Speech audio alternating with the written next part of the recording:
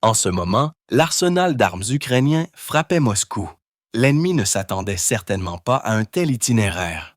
Nos missiles balistiques ont coupé des régions entières. Tout s'était passé de manière inattendue. La Finlande a levé son armée. Poutine est allé trop loin. La mobilisation des forces européennes a atteint son apogée et il n'y avait plus de moyen de reculer. Des missiles ukrainiens ont frappé Moscou, surprenant l'ennemi. La Finlande s'est mobilisée. Les forces européennes ont atteint leur apogée. Poutine n'a laissé aucune issue. Pokrovsk s'est mal terminé pour la Russie. Les gens sont choqués par les actions de Poutine. Un incendie s'est déclaré parmi les leurs, puis est venue une frappe inattendue des Balkans. Une fois de plus, un coup de couteau dans le dos de Poutine. L'anarchie des soldats ne peut plus être cachée. Des incendies se sont déclarés, suivis d'une frappe surprise des Balkans. Une fois de plus, Poutine est trahi. Qui finira par faire tomber le bastion du dictateur? Découvrez-le dans cet épisode.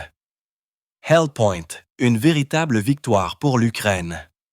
Le SPU et l'opération spéciale ont renversé la situation. Les défenses de la Russie sont en ruine. Leurs forces reculent et les nôtres avancent. Un échec majeur pour la Russie. Poutine hurle. Palonissia fait irruption sur le territoire ennemi et y établit ses propres règles.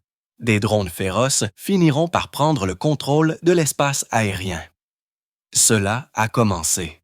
L'affût montre sa véritable puissance. Et ce n'est qu'une partie de nos capacités. Les forces ukrainiennes avancent avec des armes puissantes, perçant les défenses et montrant leur force. Une opération majeure est peut-être en cours. Nous allons être secoués. L'Ukraine a détruit l'Orichnik sur son territoire. Il n'a pas été révélé exactement quel type d'arme a été utilisé par les services spéciaux ukrainiens. Néanmoins, l'industrie de la défense ukrainienne se développe considérablement chaque année. L'Ukraine utilise avec succès les missiles Neptune et Flamingo ensemble pour frapper la Russie. Le président Vladimir Zelensky l'a déclaré à des journalistes et a noté que, bien qu'il ne s'agisse pas encore d'une utilisation généralisée, il y a déjà les premiers résultats tangibles. L'Ukraine utilise des armes non divulguées pour des frappes réussies contre la Russie. Le président Zelensky a déclaré aux journalistes « Ce n'est pas un déploiement massif. Il y a déjà des résultats tangibles de cette arme. » Le président a mentionné l'utilisation d'un missile. Le président a mentionné le drone-missile Paleonitsia. La deuxième tendance positive, selon Zelensky, dans des dizaines de cas, a frappé des dépôts militaires ennemis. Zelensky a cité l'utilisation du drone-missile Root qui, pour la première fois, a volé sur 200-150 km et a frappé une tour maritime comme la deuxième tendance positive. Nous avons pas mal de développement de drones-missiles. Certains analystes disent que ce ne sont que de petits missiles de croisière. Je ne suis pas tout à fait d'accord avec cela pour une raison simple, car bien sûr, les missiles de croisière sont quelque chose qui a une certaine migration, c'est-à-dire que le missile est lancé soit depuis les airs, soit depuis le sol. Puis ses ailes s'ouvrent et elles créent une force radioformationnelle qui permet aux ailes du missile de le transporter loin. Mais nos drones-missiles ukrainiens ont des ailes fixes. Donc, un missile est lancé soit depuis les airs, soit depuis le sol. Ensuite, ces ailes s'ouvrent et elles créent une portance aérodynamique qui permet au missile de voler loin. En revanche, nos drones-missiles ukrainiens ont des ailes fixes qui sont fixées en permanence et elles ne nécessitent pas de lancements STAR spéciaux ou de boîtiers spéciaux qui sont insérés dans ces lanceurs pour assurer la standardisation. Cependant, la plus grande réussite des Ukrainiens est considérée comme l'utilisation massive des drones Lyuty Kamikaze qui comptaient jusqu'à 300 UAV. Lyuty est un système avec un concept différent. Il n'est ni extérieurement ni intérieurement le même. Il n'a rien en commun avec le Shahed, son système de contrôle, son système de guidage et ses composants. Cependant, la plus grande réussite des Ukrainiens est considérée comme l'utilisation massive des drones Kamikaze Léoté, qui comptaient jusqu'à 300 UAV. Les drones navals du service de sécurité de l'Ukraine se sont améliorés en termes de charge utile, de combat et de portée. Ils peuvent frapper des cibles à plus de 1500 km. Ils ont été utilisés pour la première fois en 2022 lors de l'attaque contre les navires de la flotte russe de la mer Noire dans la baie de Sivastopol. Et depuis lors, ces drones n'ont cessé d'évoluer et de s'améliorer. Le SPU a maintenant beaucoup plus de moyens de détruire des cibles qu'avant. Et il ne s'agit plus seulement de 1500 km/h. Il existe également d'autres capacités. Depuis août de cette année, comme vous le savez peut-être, la production en série du missile Flamingo a été annoncée, capable de frapper des cibles à une distance de 3000 km. Le Neptune modernisé engage avec succès des cibles au sol depuis un an maintenant. Actuellement, à une portée allant jusqu'à 400 km, il a été déclaré que bientôt, il sera capable de frapper des cibles jusqu'à 1,0 km de distance. D'urgence dans le nord en tant qu'invité à cet endroit. À cet endroit, la panique grandit à Moscou. Les fonctionnaires courent nerveusement et les régions forment des milices populaires parce qu'ils ont peur même de la moindre allusion à un effondrement financier. Ils agissent de manière préventive comme la Finlande. La Finlande déploie 15 000 soldats à la frontière avec la Russie. Les Finlandais se préparent à la plus grande série d'exercices militaires de cette année. Des conscrits, des réservistes, des soldats professionnels, ainsi que des unités des pays alliés, la Suède et le Royaume-Uni, participeront. Selon les forces terrestres du pays, le but des manœuvres est de tester la capacité de l'armée à défendre l'État et de renforcer la coopération avec les alliés de l'OTAN. Il s'agit de la réponse correspondante de l'OTAN aux actions agressives de l'autre pays. Sur le territoire du pays occupant, actuellement non loin de la frontière avec la Finlande. En ce moment, il y a une construction technique intensive de nouvelles bases militaires pour l'armée. Sur le territoire du pays occupant directement près des frontières de la Finlande, il y a actuellement une construction technique intensive de nouvelles bases militaires pour l'armée du pays occupant. Cela concerne Petrozavodsk-Kandelakia et d'autres colonies sur le territoire de la Fédération de Russie, qui indique le redéploiement d'unités de l'armée russe directement près des frontières de la Finlande. L'un des plus grands épisodes sera l'exercice Lively Sentry, qui aura lieu dans le sud de la Finlande du 27 novembre au 4 décembre. Près de 7000 participants seront impliqués. La Fédération de Russie a constamment fait comprendre à la Finlande la menace qui pèse sur ce pays. De plus, il y a eu un élément continu de pression militaro-politique sur la Finlande dans le but, en conséquence, de maintenir son soi-disant statut neutre. Autant dire qu'au printemps 2023, la Finlande est officiellement devenue membre de l'Alliance de l'Atlantique Nord. Cela a provoqué une réaction particulièrement vive de la Russie, aggravant les relations bilatérales.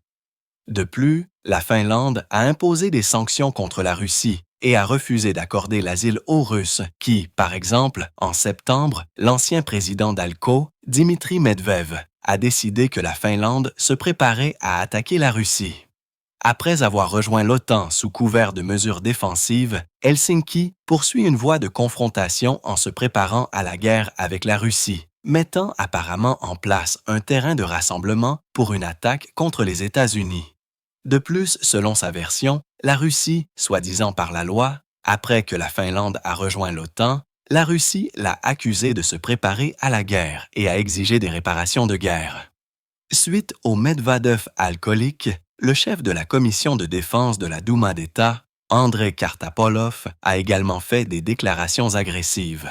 Il a déclaré, ou plutôt menacé qu'au moment où il payait trop peu grâce à la bonne volonté des Russes suite au Medvedev alcoolique, le chef de la commission de défense de la Douma d'État. Andrei Kartapolov a également fait des déclarations agressives. Il a déclaré, ou plutôt menacé, que la Russie est prête à se défendre. Ils ont tout ce dont ils ont besoin. Medvedev en avait également parlé plus tôt. Nous ne pouvons pas ignorer le fait que la Finlande est actuellement, à ce moment-là, membre de l'Alliance de l'Atlantique Nord. Cela implique des changements dans nos approches militaires, aux arrangements frontaliers et à la répulsion. Medvedev en avait également parlé plus tôt. Les dirigeants politiques et militaires de la Finlande font tout ce qu'ils peuvent pour souligner qu'une attaque serait un acte de folie suicidaire. La Fédération de Russie démontre sa volonté d'une confrontation directe avec le bloc de l'OTAN et, en conséquence, les premiers États qui seront au centre de l'armée du pays occupant sont respectivement la Finlande et les États baltes. C'est pourquoi les risques sont très élevés. Une attaque de la Russie serait un acte de folie suicidaire. Plus tôt, il a été rapporté que la Finlande avait offert à l'OTAN d'établir une nouvelle base militaire sur son territoire à Helsinki, qui pourrait devenir une base pour de grands drones de reconnaissance de l'OTAN. C'est une révélation sensationnelle qui a été mise en lumière. Personne n'était censé découvrir cette information. Maintenant, toutes les cartes sont sur la table. Poutine envoie des soldats à l'assaut sans discernement. Le hachoir à viande infernal du front qui a décidé de rester en Ukraine. Il dévore les mercenaires du Kremlin les uns après les autres, mais le dictateur s'en fiche. Il donne des ordres désespérés et les exécute. Il enlève des pères célibataires, envoyant leurs enfants dans des orphelinats. Ce n'est pas le comble du cynisme, un secret choquant du Kremlin. Les mercenaires du Kremlin sont dévorés les uns après les autres. Pourtant, le dictateur s'en fiche. Il donne des ordres désespérés et les exécute. Il enlève des pères célibataires, envoyant leurs enfants dans des orphelinats. C'est encore loin d'être le comble du cynisme. Le secret choquant du Kremlin, qui est maintenant connu de tous, se profile à l'horizon. Ne le manquez pas, vous devez entendre cela. Les blessés et les mutilés sont envoyés à l'assaut, et les soldats indésirables sont simplement éliminés. Et si quelqu'un refuse de signer un contrat, alors il finira par le signer de toute façon. Mais le nouveau soldat ne le découvre qu'après coup. Il est également pratiquement impossible de quitter l'armée. Même les parents célibataires, qui, selon la loi, devraient être libérés sans aucun problème, ne se voient pas accorder de libération. Leurs enfants sont simplement placés dans des orphelinats pendant ce temps. Selon des parents célibataires interrogés par Avesta, les commandants peuvent initialement refuser d'accepter leur rapport de démission en niant verbalement la libération. Et si les documents sont acceptés, ils peuvent simplement être perdus. Et les soldats continuent de servir tandis que leurs enfants vivent temporairement avec des proches ou sont placés dans des orphelinats. Il s'avère donc que même si leur père est vivant, les enfants sont orphelins. Mais vraiment, que pouvez-vous dire sur la libération d'un homme en bonne santé alors que dans l'armée russe, cela n'existe pas? Et les soldats continuent de servir tandis que leurs enfants vivent temporairement avec des proches ou sont placés dans des orphelinats. Il s'avère donc que même si leur père est vivant, les enfants sont orphelins même si leur père est vivant. Mais vraiment, que pouvez-vous dire sur la libération d'un homme en bonne santé alors que dans l'armée russe, ils ne libèrent même pas les soldats gravement blessés? Ils nous ont regardés et ont dit « Et alors? Vous êtes en bonne santé, il vous manque juste une jambe. » Oh, ce n'est qu'une jambe. Au moins, le ciel est toujours au-dessus de moi, mais ce n'est qu'une jambe. Il est assis ici depuis plusieurs jours aussi. Qu'est-ce que j'essayais de dire avec ça? Ces occupants seront bientôt envoyés à leur dernier assaut de viande. Le fait que certains d'entre eux aient perdu des membres n'intéresse personne. Leurs commandants les utilisent simplement comme chair à canon jetable. Certains occupants croient encore que l'État va les aider, alors ils se plaignent auprès des ombudsman du Kremlin. Ces occupants seront bientôt envoyés à leur dernier assaut de viande. Le fait que certains d'entre eux aient perdu des membres n'intéresse personne. Leurs commandants les utilisent simplement comme chair à canon jetable. Certains occupants croient encore que l'État va les aider. Ils se plaignent donc auprès de l'ombudsman du Kremlin d'être privés d'assistance médicale ou de recevoir de mauvais traitements. Le nombre de ces plaintes a considérablement augmenté en plus de 2 ans, passant de 459 à en 1976. Un soldat a été soigné, envoyé au front et est porté disparu depuis mai 2024. Tous ne se rétablissent pas complètement. Il arrive qu'un soldat soit envoyé en première ligne malgré les recommandations des médecins de poursuivre le traitement et la nécessité d'une réadaptation appropriée. Il arrive qu'un soldat soit envoyé en première ligne, malgré les recommandations des médecins de poursuivre le traitement et la nécessité d'une réadaptation dans un. Par conséquent, il y a des soldats en première ligne qui sont physiquement incapables de mener à bien des missions de combat. Mais au moins, ceux-là sont allés au front volontairement. Il y a aussi des cas où les hommes russes ne découvrent qu'après coup que leur profession a changé. Recrutement noir, recruteurs noirs, ils se tournent vers les trafiquants d'êtres humains. Ce que nous avons, c'est simplement le trafic d'êtres humains pour l'approvisionnement en personnes au front. Tout le monde, sans exception, se retrouve sous le feu croisé. Paralysie cérébrale, maladie mentale, membres manquants, tout cela est considéré comme trivial. L'armée russe trouvera une utilité pour eux. Les administrations locales sont bien sûr au courant de tout cela. Elles l'encouragent même et aident. Dans mon village natal de Kenyotchakassi, ils ont enivré un type de Sibérie. Un soldat russe comme ça peut être éliminé avec l'aide de ses commandants. Les occupants se plaignent. Il est connu que les soldats SVO indésirables sont souvent envoyés à des assauts suicides extrêmement dangereux. L'un des rôles importants lors d'un assaut dans l'armée est appelé une plateforme.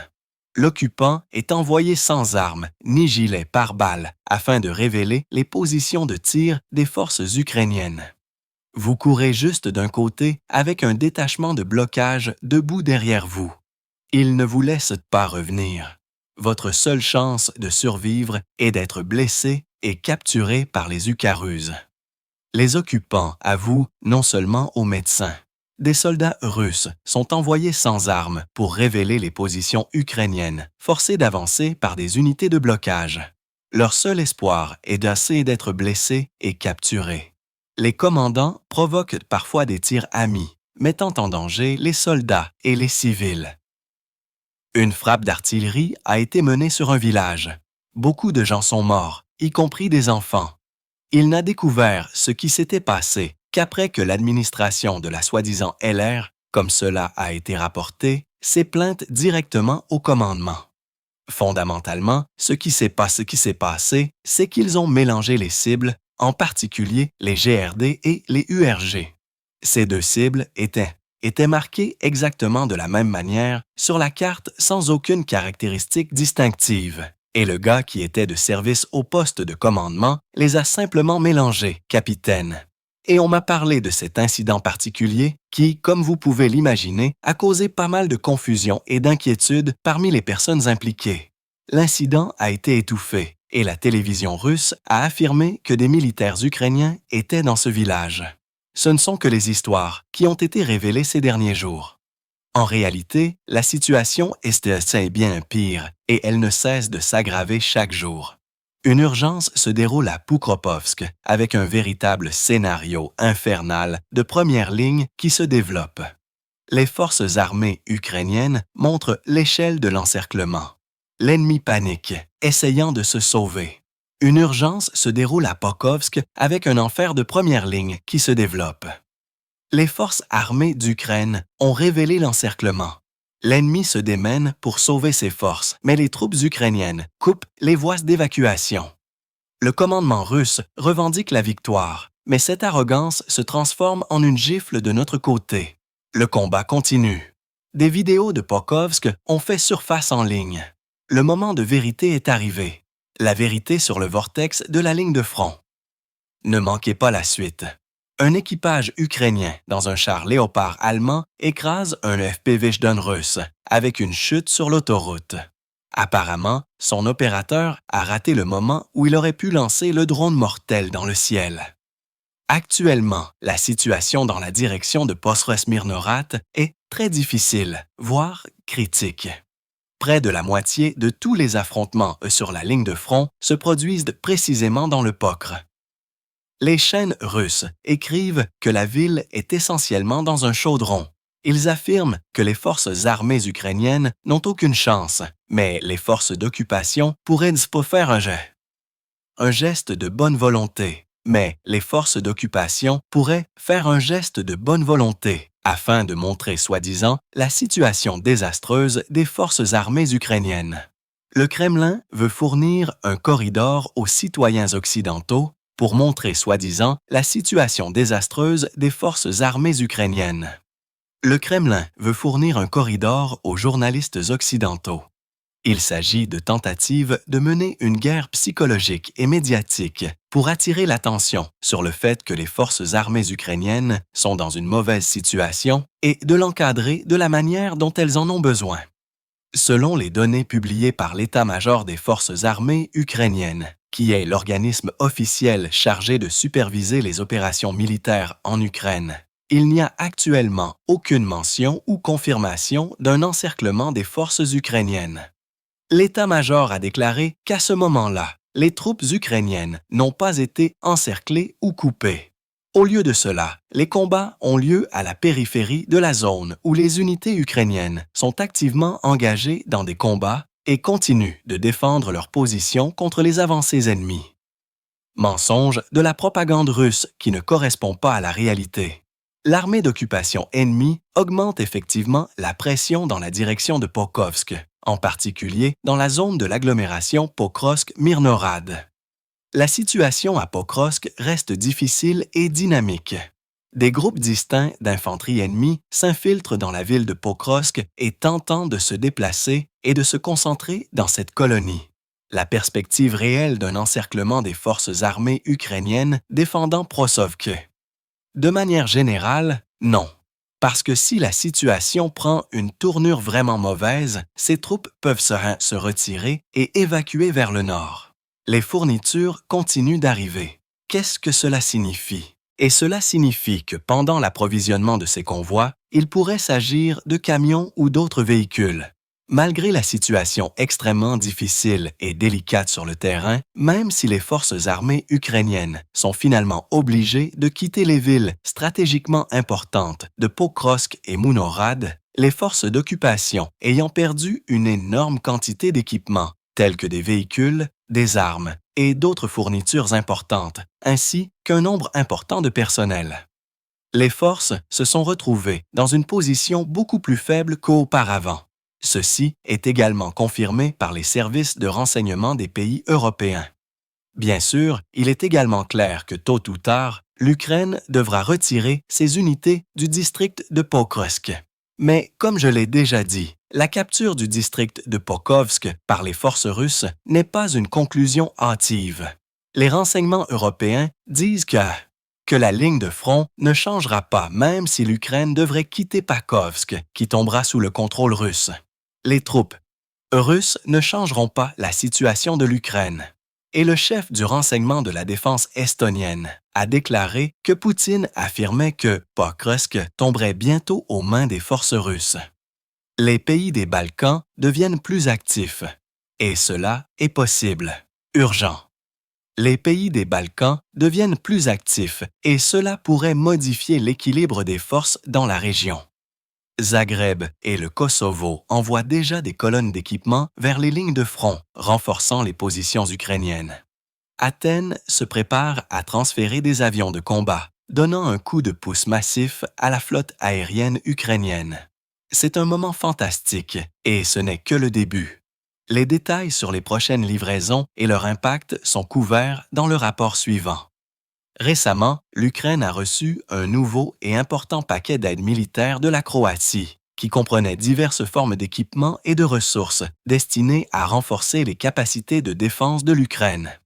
De plus, l'Ukraine et la Croatie ont convenu d'une coopération accrue, visant à renforcer leur partenariat et à améliorer le soutien mutuel pour relever les défis de sécurité actuels. Production conjointe d'armement. Le ministre de la Défense ukrainien Denis Shmyhal et le ministre de la Défense croate Ivan Anušić ont signé une lettre d'intention conjointe pour approfondir la coopération industrielle de défense.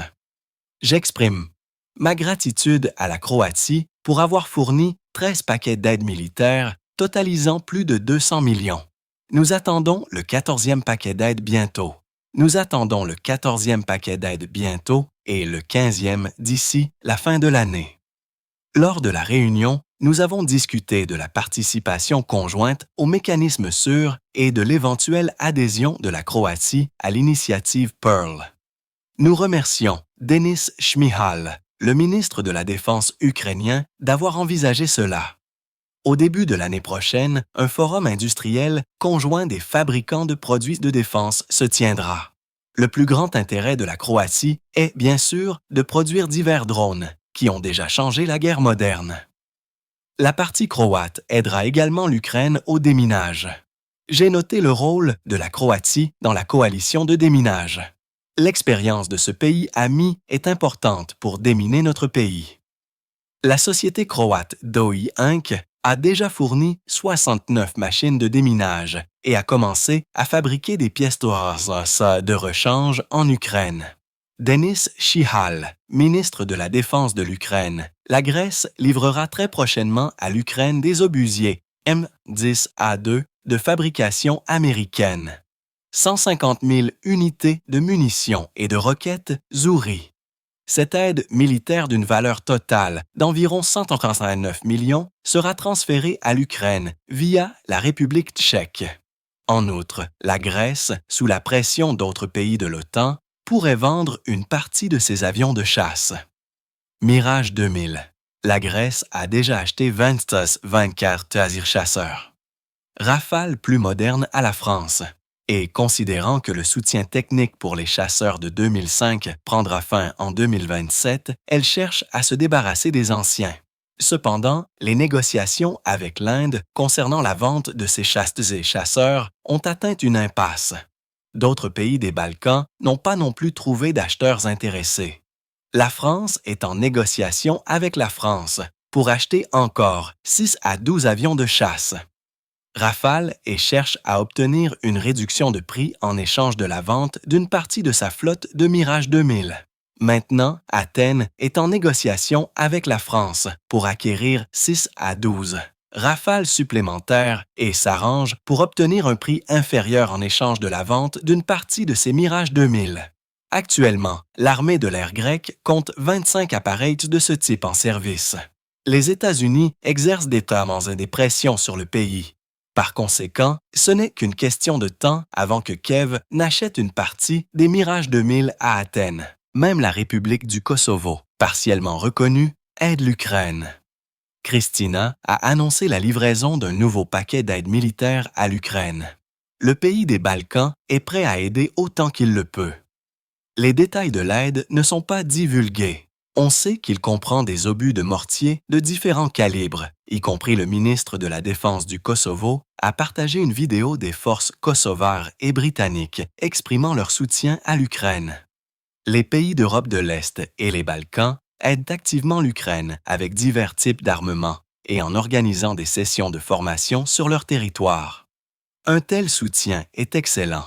Ils organisent des formations pour les soldats ukrainiens. Les pays d'Europe de l'Est et les Balkans aident activement l'Ukraine avec divers types d'armements et en organisant des sessions de formation sur leur territoire. Un tel soutien est excellent. Cela montre clairement leur attitude envers le monde russe et Poutine. C'est tout pour le moment. J'étais Darina Hutakalo. Encore plus d'informations brûlantes dans notre prochaine vidéo. En attendant, n'oubliez pas de vous abonner et d'appuyer sur le bouton « J'aime ». À bientôt. Chaque voix compte. Rejoignez notre communauté, soutenez le journalisme indépendant et aidez-nous à vous apporter la vérité depuis l'Ukraine. Devenez membre d'Ukraine aujourd'hui. Rejoignez-nous maintenant.